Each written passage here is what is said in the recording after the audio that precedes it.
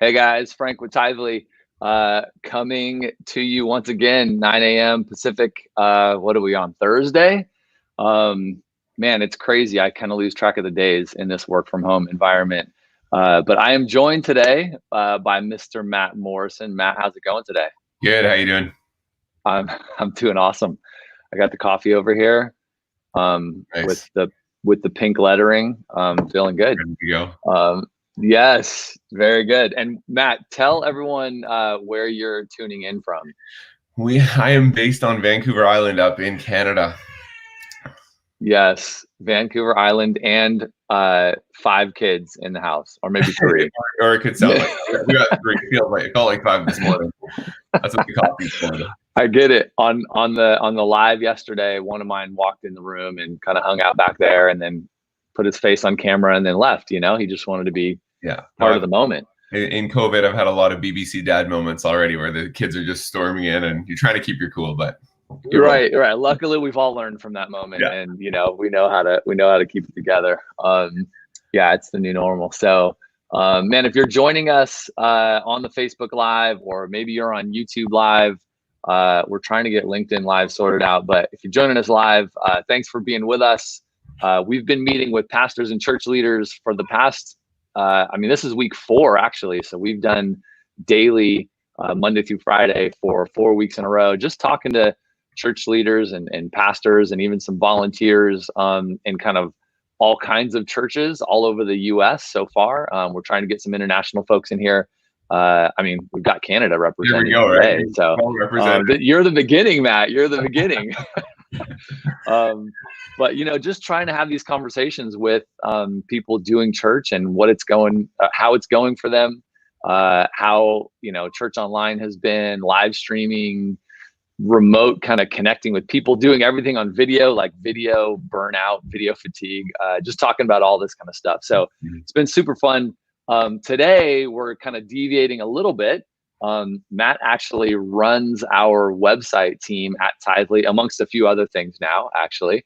And so Matt has spent a number of years, 10 years or so, Matt? Yeah, 10 now. Probably more if you go kind of pre-software and you're kind of building websites for your church on your own and things like that. So, but anyways, Matt has spent a long time building websites for churches, and we officially launched TITHE.LY sites to the universe this week. We were kind of in a back to customers, almost kind of beta mode in a way for a while, and so we're launching it publicly. So, man, let's jump in. We're going to do a little show and tell, talk a little bit about it. But Matt, maybe give the audience a little bit of your background, kind of where you come from, and why you're excited about websites. Definitely, happy to. So just the really quick background story is just seeing the problem churches had, trying to find whether it was someone in your church to help you, or trying to find the right solution online, and just seeing so many solutions out there that were tough for the average church to set up, or didn't have the right feature set or whatever. We've been having a lot of fun on our team just getting all those features built over the last number of years, and just really equipping churches with all those little details that you need to run it really well, but also to be able to equip your administrators that they can easily make those changes and get set up. And so, yeah, it's been a lot of fun. And then obviously going live with TITHE.LY has been a blast, and getting to see hundreds of TITHE.LY customers now on the platform and loving it. And we see you in the Facebook comments, and so appreciate kind of posting. There was a thread.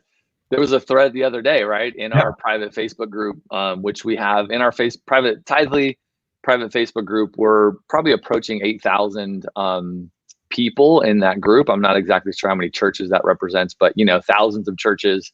And quite often people are like, "Hey, who's using TITHE.LY sites?" Because it's kind of a new product for us. And I maybe a week ago, there was 40 comments of people listing their website that's been built on TITHE.LY sites and saying, "Hey, go check it out."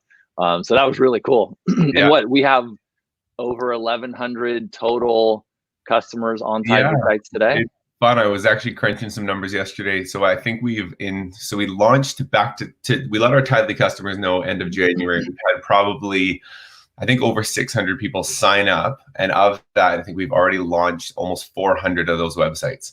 And that's just in 4 months here. So pretty fun to see Yeah. that a whole new level with TITHE.LY. There's so many great customers and people are enthusiastic. So it's been a lot of fun to help everyone out. Yeah. Well, let's jump in. I mean, I think we were talking about in prepping for this, you know, why TITHE.LY sites? Why would I want TITHE.LY sites compared to WordPress or Squarespace or Wix or pick another? You know, oftentimes really, you know, why are TITHE.LY sites for churches better than these other tools out there? Yeah. So let's run through some of that. Yeah, we thought that could kind of be a helpful way to kind of gauge where's my website at today. You might love your website. You might find there's a couple things broken about it. You might find, hey, we need to scrap this thing. And so obviously that decision is a big one. And some we wanted to kind of touch on some of the most common ones out there in terms of as you're kind of playing the comparison game, where does TITHE.LY sites land in it? So really what I'll probably speak to most of all here is WordPress, Squarespace, Wix would be another common one. But obviously even throw them into the comments if you have other ones you're wondering about. Happy to chime in and share. I mean, pop your website in the comments. Like while we're here, we'd love to see your websites. Pop a link. If you're on TITHE.LY sites, great. If not, that's great too. Just pop a link in the comments and we'll do some website review. So what we'll do here is we'll kind of walk through. I thought I'd just highlight five key features that would kind of where they would differ from what kind of the average or kind of the standard system would do. And so I'm actually just going to share a screen here. First of all, to highlight the sermon player and podcast tool. This is one that often, if you're using like a WordPress tool, often there's complex plugins or a lot of like behind the scenes code you need to do to really get it to work the way you want.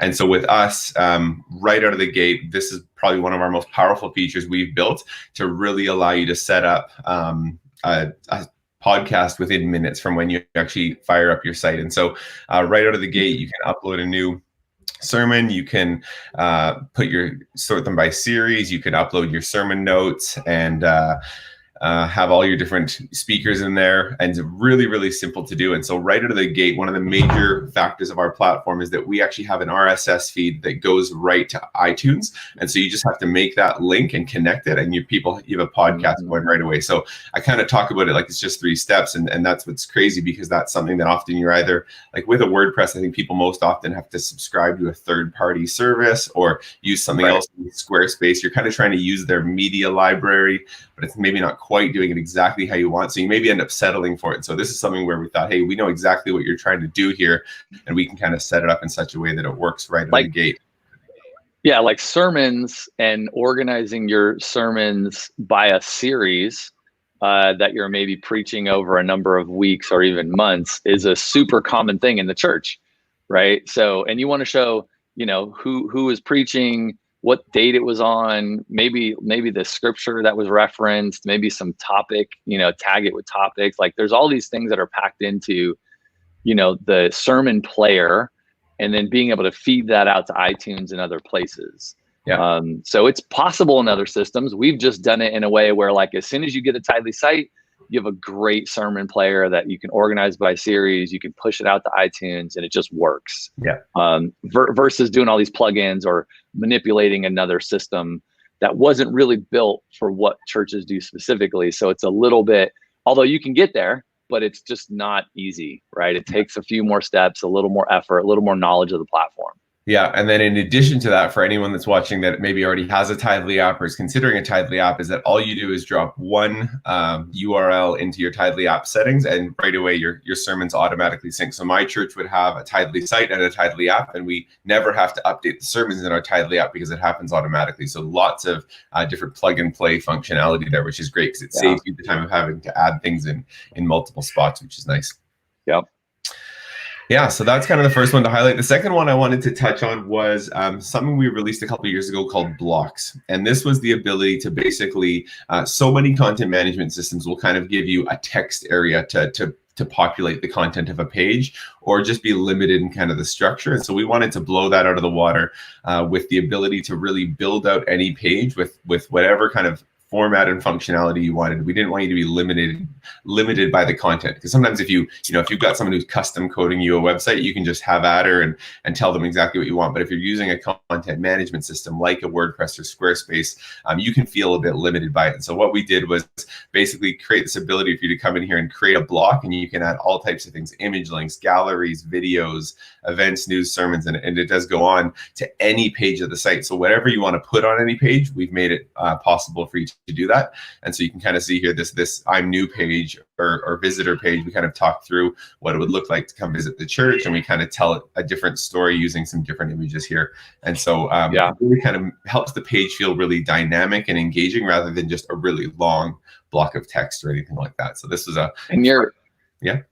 what I think is cool about this is like you're on your church's website and you are logged as an administrator. So you're seeing kind of a view of your website, like as if you were a visitor, but you have these controls to actually edit things. Yeah. So you're not in this like back end that, you're working in some kind of place where you don't see it, but you kind of see it live right there. I'm sure there's more powerful controls too, but you have this view that is just really clean, really simple. You can see what you're doing and you can add things in really easily. So love that. That's a great point, and actually something I won't spend too much time diving into today, but it's kind of that simplicity and ease of use was something that was one of the most important things we wanted to do, was make it so that you could really pass this to anyone at your church, and they just have to know how to click edit.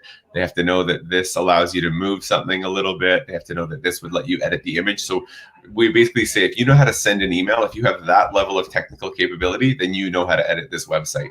And we wanted that so that you didn't have to say, well, we have to get the tech guy to edit the website. It really could be whoever is willing and able to come in here could make those changes. Yeah, love that. All right.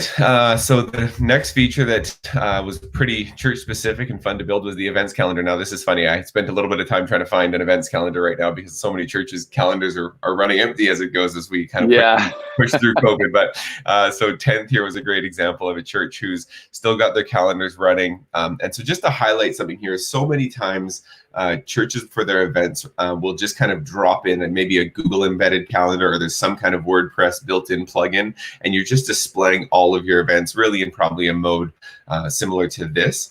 And what we found with this kind of standard calendar view was it does a couple things not so great. One, it doesn't really highlight the big events coming up. You might have a big conference in 4 weeks that you're trying to drive registration to, or it's just something that's really important to your community right now. But this kind of puts every event at the same level for the most part. Right. We didn't like Sunday service and maybe a midweek, prayer group or even small groups, like those are every single week, and they just clutter the whole calendar, and it's a repeating event. But every church has a big summer camp or a big Easter service or whatever, these big things that they're doing that are different from your day-to-day activity. And not to mention that, I think the biggest thing about what you said about the summer camp is that it's not in May. So if you land on the church calendar and you're looking in May, you're not actually seeing anything. So right now, I always say the worst case scenario is if it was May 29th today and you had a big June 1st event, people would have to click the next month over to even see that event was coming. So what we wanted to do here was really rethink the church events page with kind of featuring those big events on the left that would be kind of the big ones to highlight. And then, like you said, the prayer groups, the Sunday services, those can all fall into the right side here. And so that was a real big shift we did.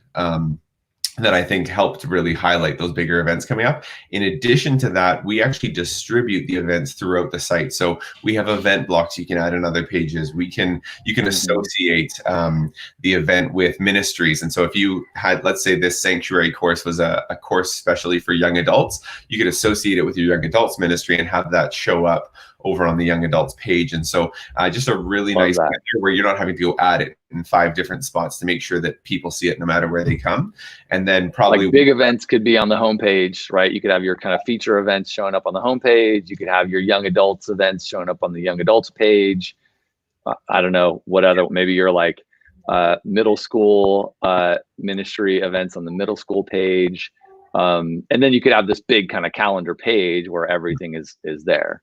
Yeah, and then one of the subtle but maybe favorite features we did, this was probably in like week 2 of development like 10 years ago, but I love it, is that this May 7th course on the midnight on May 8th, it comes off the website in every spot. And so probably solves one of the biggest problems we saw, which was just out-of-date content kind of being left behind. Not to anyone's fault. It's hard to keep up on every single event, but we knew that, hey, we know what time that event's at, so we're going to take it off as soon as that event passes. Right. Love it. Yeah. Make it a little smart, right? For these people.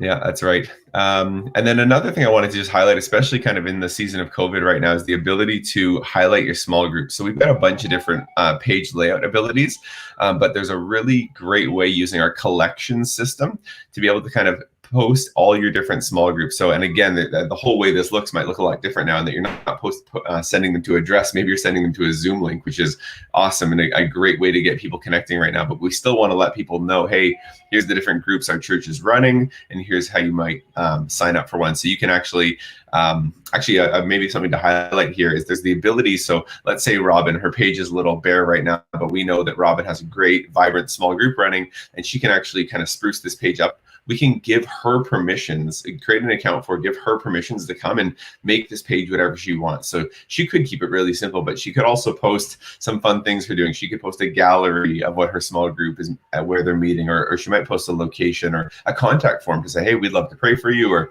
click here to fill out a form if you're interested in joining our small group. And so it really empowers each ministry leader for whatever area to be able to say, you can come control your page with whatever you need to do. She could make sub pages here.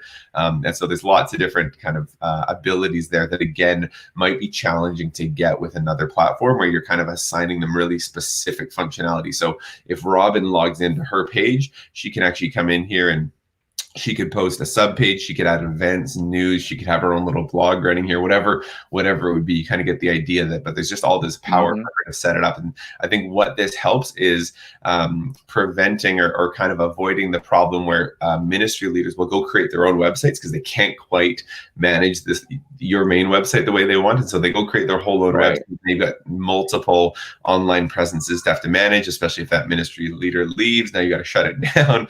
And so anyways, this helps keep everything in-house where you're saying, hey, you get to fully control what you want to do on your page. And it gives people power, right? There's flexibility, there's, a lot of power behind it, but then it also operates in a very simple way, right? Like, you don't have to give people this control. You don't have to go that far.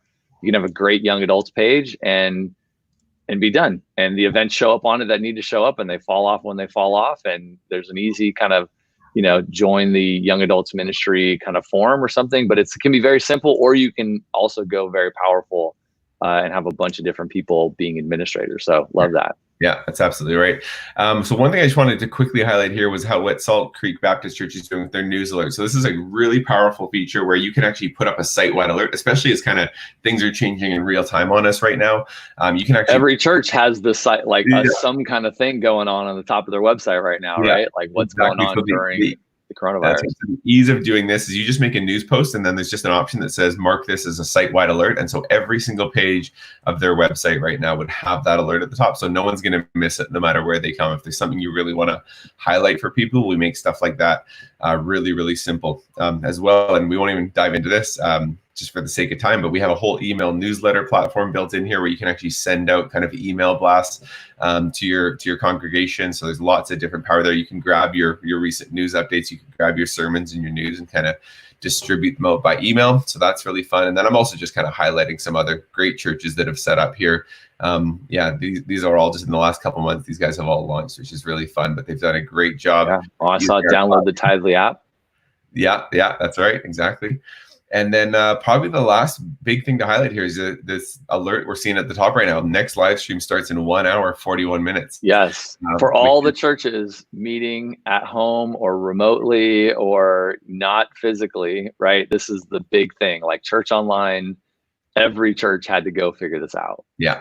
Exactly. And so this was a quick pivot on our end. We met probably, I think, within a couple of days of the stay-at-home orders and churches across the country having to not be able to meet. We said, there's got to be something we can do here. And so basically what we did was we took your live stream wherever you've got it, if it's on Facebook or YouTube, and actually allowed you to host your service directly in your website, because we really think about your website as your home base online. It's kind of your main platform where everyone knows to come find you. And so we said, hey, why can't we just have the service right there? And so, a lot of those platforms do some really neat things, and Facebook actually made some great enhancements in their live stream service. But what I think we loved most about being able to bring your live stream home was that you can actually control the environment a little bit more, which means it's your chat. It means people don't have to sign up for a Facebook account if they're not comfortable being on there to actually be able to engage in the chat. It all happens right on your site. Why don't here? I'll just pull one up really quick just to show you how simple this is. We're going to add a new live stream coming up here, and I'll just post one. Grab this here. I'm grabbing a random YouTube URL. That's dangerous, but we're going to go for it. And we'll just put a fake. I'm going to unshare your screen if. And so we got guest speaker, so we can pick from any one of our pastoral staff that could be speaking that particular day. We'll choose our start time here. We'll actually pick it to be 10 minutes ago, just so you can see right out of the gate, and then we'll pick this to end an hour and a bit from now. Simulated live stream is something you can do so that people, when they jump in, so a lot of churches are pre-recording their services right now, which is awesome. Mm-hmm. Simulated live stream means that if they jump in 10 minutes after the service starts, we're going to start them at the 10-minute mark of your pre-record so that they're not out of sync with everyone else in the chat. You can kind of all be saying amen at the same moments of the sermon, and so that helps simulate that piece of it. Here you have the option to turn the countdown on or off, and then we can actually post some scripture in here. And I'll just put this is our scripture for this, so we can just see where that's going to show up.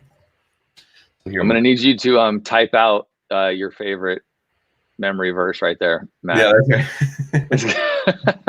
So now that we updated that, you see at the top here, it posts live stream, live service in progress. So as soon as you create a live stream, then this bar at the top shows up. That's right. And so if I put it and it has a countdown. Yeah, and if I put it in the future, then it would be a countdown. But because I put it for right now, because I wanted to actually show you how this all looks, then we actually loads up in real time. And so we've got our live stream rolling right now, and it starts playing right away for us. You see here that I can join the chat, so I'm going to jump in here. Sorry, I accidentally refreshed the screen. Here we go. Join the chat in. Here's that scripture that I could post, and those could be anything: scripture, service notes, order of service, whatever you wanted to do, and you can rename that scripture tab if you want to use it for something else. And then this was actually something we just launched this week, is the ability for a playlist, so we can see what sermons are live right now, but also I can watch past ones directly here and actually jump in. So cool. And if I jump into the previous one, I actually get to see that chat that happened back then. And then here I mentioned we did the give option as well, and so that's baked right into every live stream. As you can have your TITHE.LY giving set up right there, so people can actually tithe during the service, not leave the stream, and then jump right back to it. Like the sermon's still playing in the background, like you're still participating, giving's happening right there, you're chatting with people right there, the scripture's there, past sermons are showing up there, like it's all happening on this page.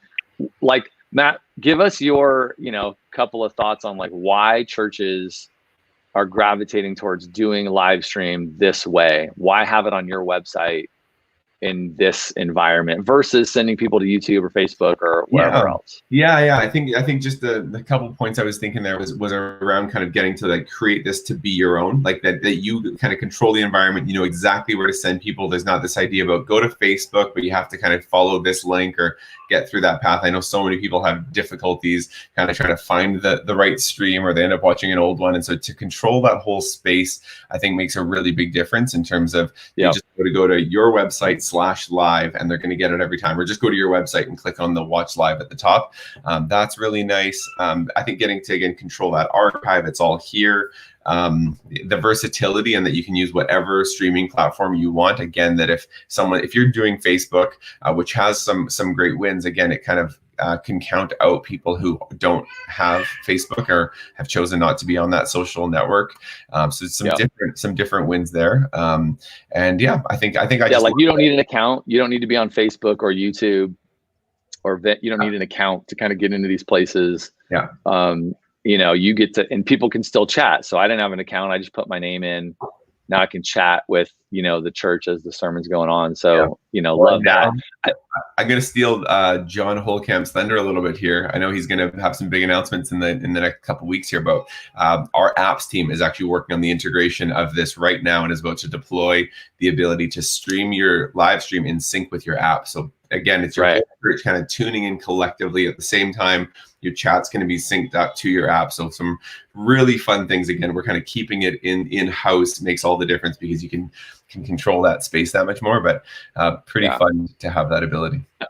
The other thing I'll throw out is you know, you're controlling that experience. So it has your brand, it's on your church website. And so you've removed all the distractions, right? Facebook, YouTube, Vimeo, any other places you could be streaming. When you send people there, there's all the distractions of Facebook, right? I'm seeing my notifications, I'm seeing ads, I'm seeing other things in the newsfeed potentially. Like there's potential for people getting distracted, and average view times on Facebook and YouTube are super low.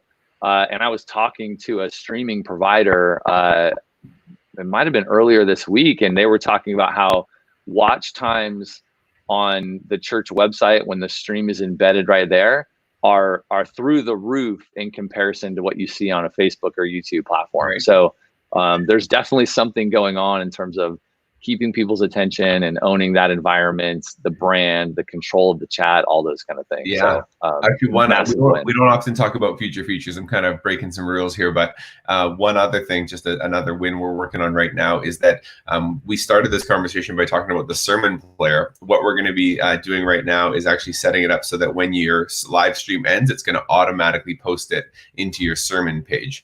So again, more in sequence, which then if you think about it, syncs directly to your app. So we're trying to make life as easy as we can for you. We know there's a lot going on and lots of new things to be worrying about. So we're trying to make it as easy as possible to communicate with your. But like huge, right? Calendar of events and sermons all being in sync in your app and on your website, and even feeding to iTunes. Like there's no administrative work needed to have all those things just in sync and working, right? Yeah. That's a massive win, and churches don't have to worry about updating their stuff. And you might be posting it on YouTube or running your live from YouTube. So your YouTube channel's up to date, your website has this thing, it's organized in your past sermon player, and it's been on your, you know, iTunes channel and in your app. Like it's killer. And every church is doing church online, probably, you know, for at least another, I don't know, handful of weeks, maybe months, depending on where you're at in the world.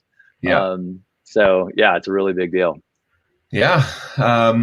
So some pretty fun things there. I want to quickly just touch on it. I appreciate the comments that are being left in the chat there. We can touch on a couple really quickly, which people are asking about syncing with our CHMS. And so just so you know, that is like literally this week we're looking at it. It was actually, we're supposed to do it a month ago, but then obviously we're like live stream, we need to build that out.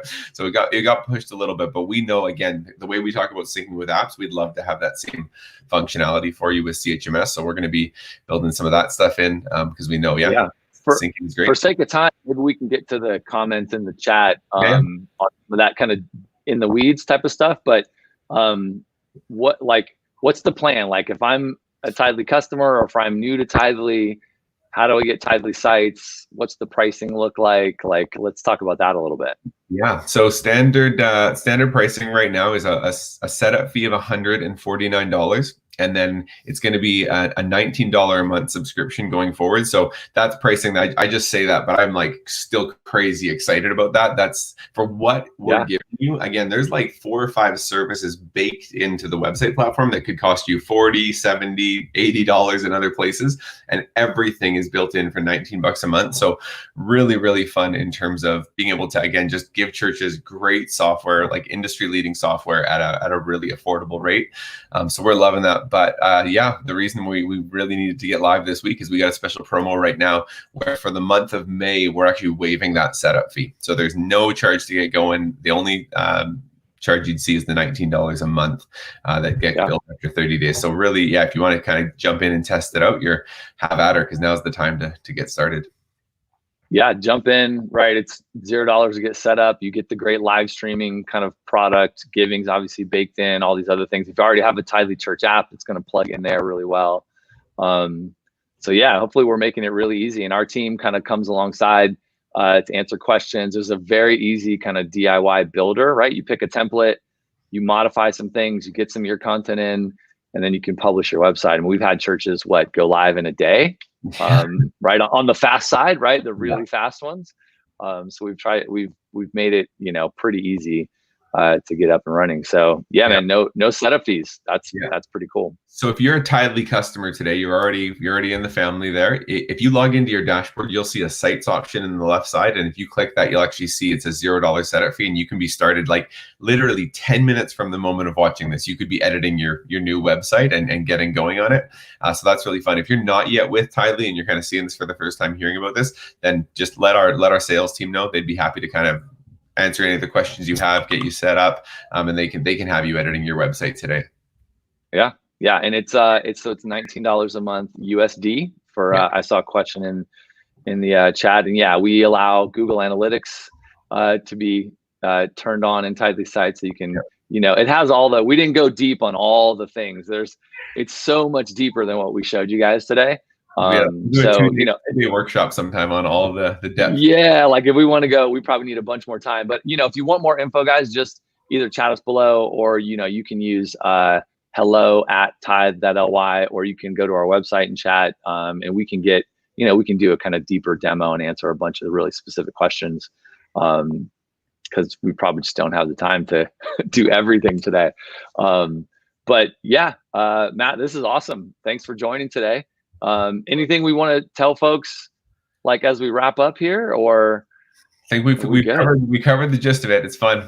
Like definitely, just give it a shot. If you're wondering about this, you're on the fence. I think the beauty of doing it this month is you can try it out and see how it feels. And if it doesn't work for you, that's okay too. But this is the time to kind of give it a shot. We all got a few extra. You're actually right. The 149 is waived, and you're not even billed the 19 until after the first 30 days.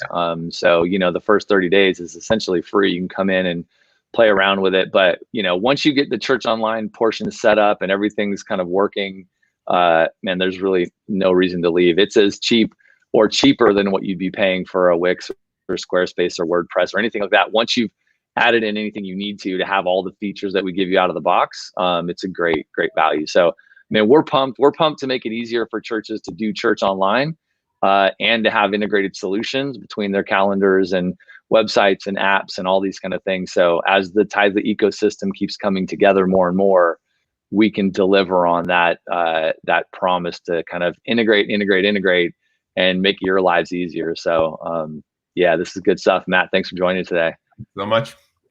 Yeah, if you're still with us, or even if you watch it later, we post your website in the comments. Like, we'd love to see your website if you're on TITHE.LY sites already, or if you're looking around, post your website, post your question.